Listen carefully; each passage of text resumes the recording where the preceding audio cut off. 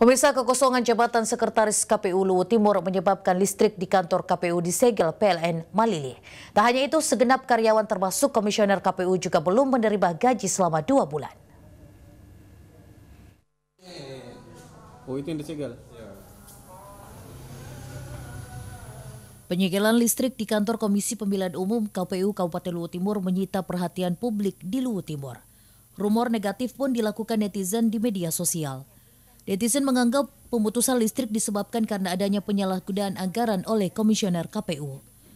Menanggapi rumor adanya penyalahgunaan anggaran, komisioner KPU Luwu Timur dengan tegas membantah hal tersebut. Komisioner KPU Luwu Timur Mulyana Mulkin menegaskan penyegelan listrik dilakukan akibat kekosongan jabatan sekretaris KPU.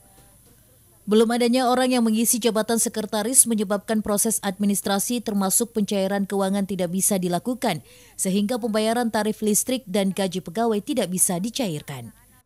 Sekarang solusinya, ini karena berita ini juga sudah sampai ke KPU Provinsi, maka teman-teman di KPU Provinsi sudah melakukan eksekusi tadi pagi dengan melakukan penandatanganan dengan pihak PLN Sesulsel untuk segera membuka penyegelan PLN di Luwu Timur, di KPU Luwu Timur.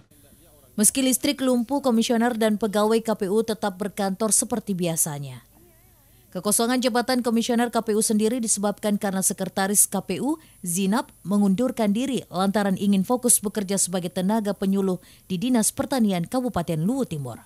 Dari Kabupaten Luwu Timur, Son Abdurrahim, Celebes TV.